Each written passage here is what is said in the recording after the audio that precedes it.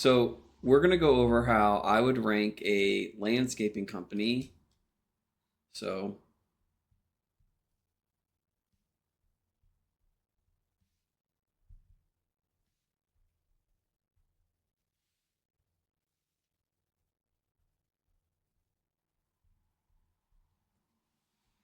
all right. So what we're first going to talk about is going to be the Google Business Profile. Then we're going to talk about your primary category. Then we are going to talk about citations. Next, we'll talk about social profiles. Then we'll talk about optimizing the Google Business Profile. Then under that, we'll talk about services. Then last, we will talk about, this is a D, and then we will talk about naming the Google Business Profile. Then for the landscaping company, we're going to talk about the website. On the website, we'll talk about backlinks / press releases. Then for the website, we're going to talk about linking structure.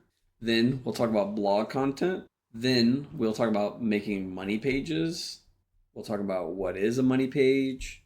Then we'll go over the domain name. Next, we're going to talk about static HTML versus JavaScript. Then we'll talk about site speed. All right. So the first thing for a landscaping company is the Google Business Profile. So for a landscaping company's Google Business Profile, we want to focus on the primary category. The primary category for the Google Business Profile that I'm going to rank for a landscaping company is going to be landscaper. We want this primary category to best match what our company serves and does, right? This is our primary service, right? We are a landscaper. What you do not want to do is have your secondary services that you offer. Let's say you do some bathroom remodeling on the side, or maybe you're a pool cleaner. Do not have these as your primary category. You want your primary category to best match what your business is about. Now, if you still want revenue, if you still want leads, if you still want traffic from people that are wanting those other services that you offer, like bathroom remodeling, or maybe you also clean pools, this is when I'd recommend getting a second Google Business Profile. Or maybe you do like snow clearing in the off season. This is the opportunity to get a second Google Business Profile that can target these very specific terms or services you're looking to rank. All right, so now we're going to talk about citations. So for citations, what we want to do is we want to get a listing on Better Business Bureau, or BBB, which is their acronym. You also are going to want to get on Yelp. Then you're going to want to get on any local directories. You can get on Angie's. You can also get on MapQuest. You can get on Apple Maps. Each time we go and list our company on any of these platforms, what we want to make sure we're doing is we have a consistent name of the business, address of the business, and phone number. Not only that, your website URL. So anytime any external site, any citation is talking about your business, it needs to have a consistent name, address, phone number, and website URL. Next, we'll talk about social profiles. So as a landscaping company, with your social profiles, you need to at least create 7. There are 7 social links you can place on your Google Business Profile. So one of those is YouTube. Another one is Facebook. And I'll talk about more about Facebook in a second. And then there's also Instagram. Then you've also got Twitter or X. You've got Pinterest. You have TikTok. And then you also have... Now, even if you don't plan on posting on these social platforms, we still need to create them. Google allows you to link to 7 different social platforms. Of the 7, they're right here. You got YouTube, Facebook, Instagram, Twitter, Pinterest, TikTok, and LinkedIn. So on each of those, similar to how we do our citations, we need to have a consistent name, address, phone number, and a website URL going back to our company, going back to our website. For YouTube, YouTube allows you to also list again all of the social links that you have on your YouTube page, your about page, and your bio. So then we need to list all of them again. Your Facebook and your Instagram, when you post on one, you can have it so it will cross post for you. What do I mean by that? You post on Facebook and it will cross post to Instagram for you. You just need to go and enable that and set that up. Then across all of these, when you do post, we want to use keyword-rich descriptions or copy that go with each post. Then we also want to link back to our own site each time we post. So if you've launched a new service page, if you've launched a new locations page, you've launched a new blog, etc., we want to link back from our social posts to those links on our site. So now we're going to talk about optimizing the Google Business Profile. So how I would optimize the Google Business Profile for a landscaping company is I would go through and find all of the attributes on the Google Business Profile, and I would start answering every single one of them. Yes, we have free parking. No, appointments aren't required. My appointment setting link is going to be set to my homepage or to my contact us page. I'm going to go and I'm going to talk about the payment options I accept. Do I have a publicly accessible restroom? And then am I women owned or am I veteran owned? These 2 are really important because, and then plus the keyword. So if someone searches for veteran owned landscaping company, this is a big reason why we want this enabled on our Google Business Profile. Now we're going to talk about putting services on the Google Business Profile. So when you first launch your Google Business Profile as a landscaping company, what we want to do is let it sit. So for 1 week, don't touch it. Then after that, what we want to start doing is adding services. Now for the first week after we've waited, I'm going to add 5. These are going to be my primary services. Now, what we want to make sure is that any service that is listed on our Google Business Profile is congruent with the primary category we've selected for a landscaping company. That's going to be landscaper.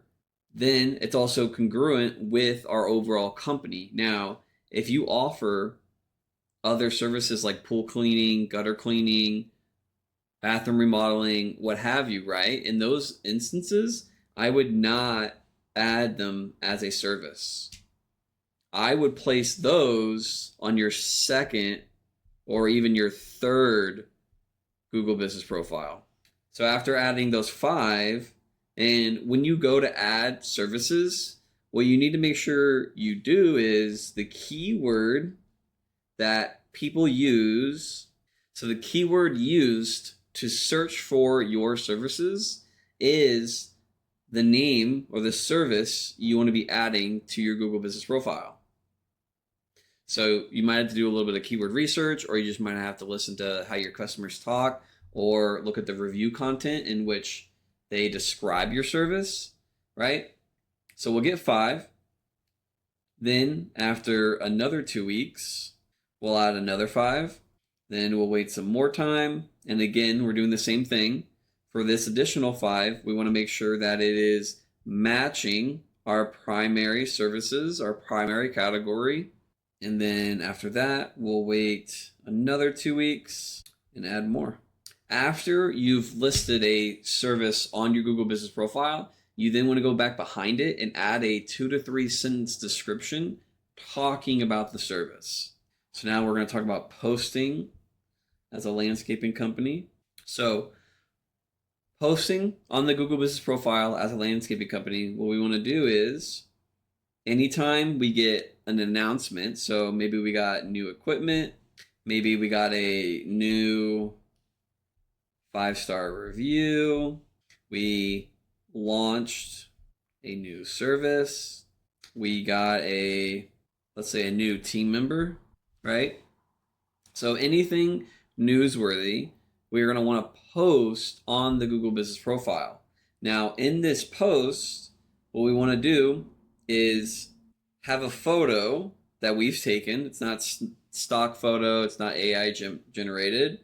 And then we're going to target, we're going to talk about what happened in the post, maybe target a keyword depending on kind of what the post is about, right? If we launched a new service, then we want to get that keyword for that new service in there. Then there's going to be a section below where there's a little button that says learn more. Or we can do call. There's a whole bunch of different options that you can choose from. But either way, from this button, this is going to link to our pages. This is going to help with indexing. This is going to help with Google finding that link and coming by and crawling our page. So now we're going to talk about being a service area based Google Business Profile versus a verified address. So you never want to have your landscaping company's Google Business Profile service area based. You always want to be verified. What will happen is someone will search landscaping company near me. And what happens when you're a service area based profile, you are not going to appear in the top 3 pack as often as a verified address. So what does that mean? You're going to rank lower. You're going to be positioned lower on the page because you haven't verified your address. You always, even as a landscaping company, want your Google Business Profile to be a verified address.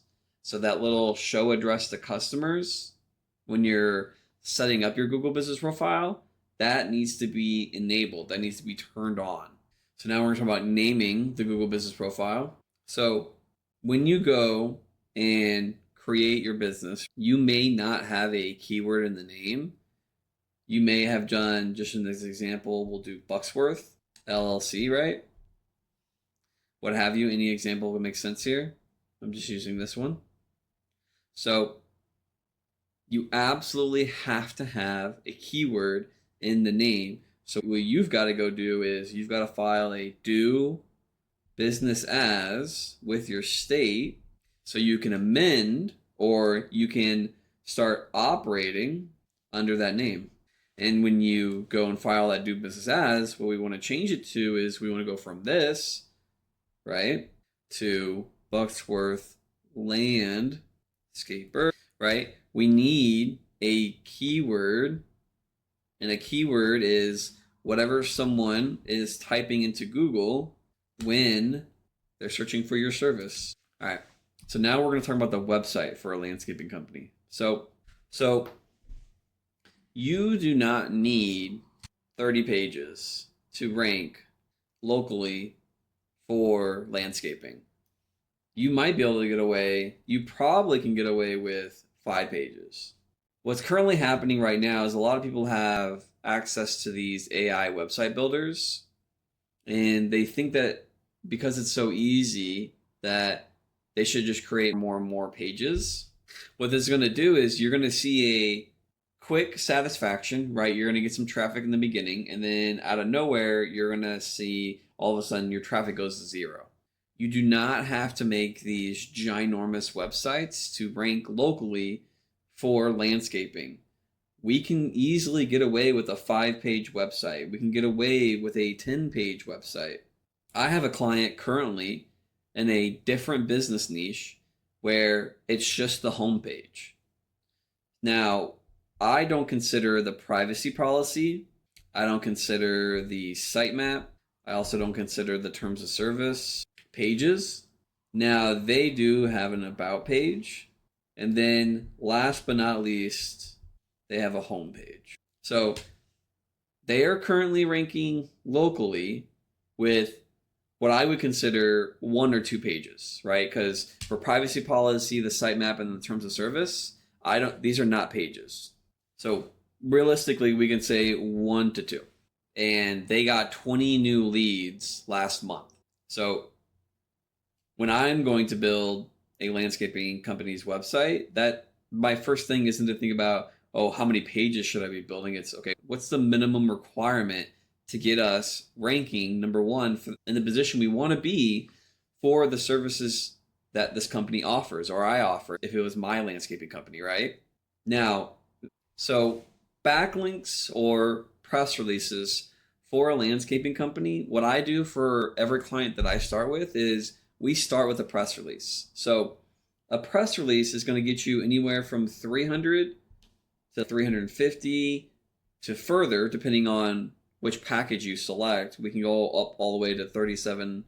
A good press release, just in this range of 300 to 350, is going to be a majority of your competition. So what I like to say is your competition is rather 0 press releases away from being beat, or 1 press release being away from being beat. So what does that mean? So they're going to rather fall below a threshold of 300 to 350 backlinks, right? So they might have 10, they might have 100. This competitor might have that amount, this competitor might have that amount, and then this one might have 4. But we can easily beat all of these and then get way closer to this guy with just 1 press release. And then also, depending on the package the client selects, we could actually, what would that be? That'd be like a 9x on the amount of backlinks. When I do press releases for my clients, the first one is always a brand. And what I mean by that is we're mainly going to focus on building the brand's entity. So a majority of the newsworthy events that occur, we're mainly talking about the brand. And then also the links going back from these are also going to be more brand related. At the beginning, when we head into the second or third quarter, this is when I will recommend doing a second press release. But again, this is also dependent on the competition. If we're already ranking in that first position from that first press release, then depending on what the client wants to do, maybe they want to start offering a new service. This is when the second press release comes in, where we can target a specific keyword with anchor text, and also the content or what's actually in the press release linking back to the client site. So what I like to do for linking structure on a landscaping company, and this is also the linking structure I do for my clients, is we're going to use hubs, and we're going to use the main navigation section. So you can see right here at the top and bottom, this is what is considered the header. This is considered what's the footer. And these are considered, for me, main navigation. These are where what I want to happen is when Google comes and visits the home page and any other page, it can easily find links all going out to my hubs. What hubs are for me and what I do on my client sites is we will have a locations hub. We will have a blog hub. We will have a service hub. And then we'll also have, depending on how big the company is or the team is, we'll have a team hub. Or you can also consider this about, right? On these pages, and they all will look pretty similar, we're just going to have a whole bunch of links, right? These are links. These, dependent on what page they land on, right? Let's say that this is a location hub. These are all going to be location links. So almost the exact same thing for a blog hub, except this is going to have links to all the blogs. From the blogs, we're going to link to services and location pages. From service pages, we're going to link to other service pages. From location pages, we're going to link to other location pages. Our goal here is anytime Google comes to the site, within 2 to 3 clicks, it should be able to find all of our URLs on the website. So by condensing the majority of the links on these hub pages, this is where we can start to achieve this. Then we're going to start what is considered siloing. So if I have my money page that I want ranking for a very specific landscaping term, what I will do is I will go create supporting articles or supplemental content, supporting blog content, whatever you want to name it. You can just name it blog content as well. Then all of these are going to link back to my money page. All of these are also going to be relevant to the landscaping term I'm wanting to rank for, or the landscaping keyword I'm wanting to rank for. I can also use the link or the anchor text to have an exact match to that keyword I want this page ranking for. So now we're going to talk about blog content. So with blog content, the purpose is to add relevance and authority for the keyword you want to rank for. So if I was wanting to rank for landscaping company in Pensacola, then I'm going to have my service or my locations page that is targeting the specific keyword. I'm going to create blog content that is relevant to that keyword. One of these is going to be a things to do in Pensacola. This is called geographic relevance.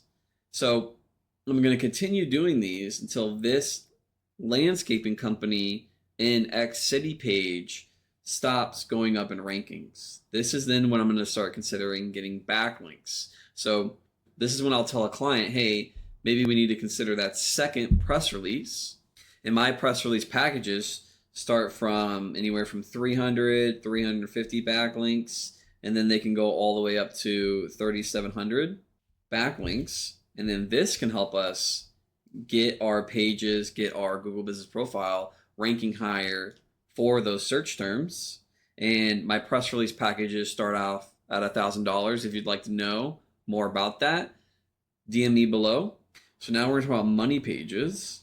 So money pages are the pages I create for my clients that I want ranking in search when someone searches for their service or their products, right?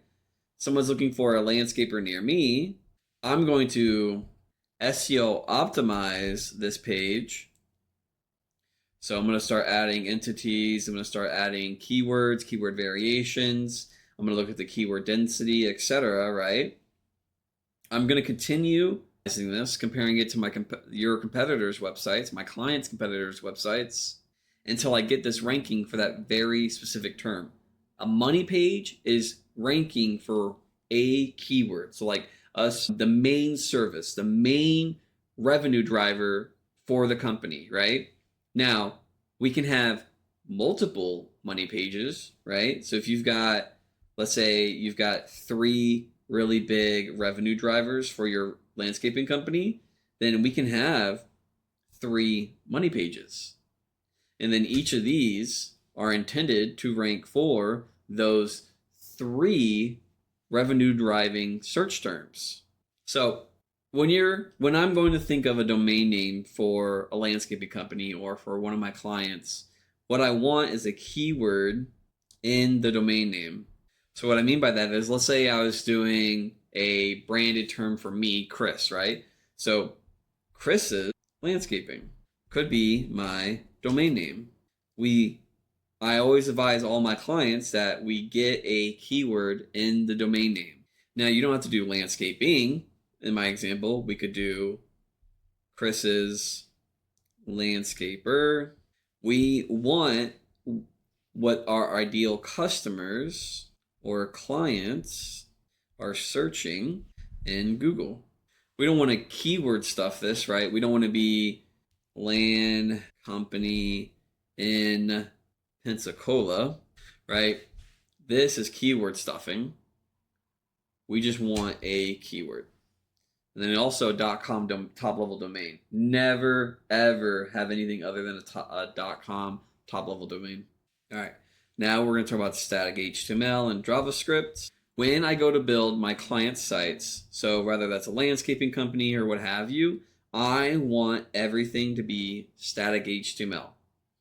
Static HTML is going to be seen every time that Google comes by and crawls the site. Not only that, for my clients, when I build them sites, I make it so that it's so optimized for site speed that even someone on a 3G network can load in under 3 seconds. Ideally, close to a second. What you need to consider is that not everyone is always going to be on Wi-Fi or at home when they're searching for your services. This is how I think for my client sites. So with that in mind, we cannot use heavy JavaScript, we can't use heavy images, and we can't use heavy videos on the site. Now, am I saying I'll never use those? No. What I'm saying is that we need to lazy load, we need to compress, or we need to do other means, other methods of achieving this site speed. If your site is loading within 5 to 8 to 9 seconds, you're losing a ton of traffic. People are not going to sit there and wait 5 to 9 seconds for a site to load. When's the last time you waited for a site to load in 9 seconds? So never ever will I be heavy on JavaScript, and never will my client sites take forever to load.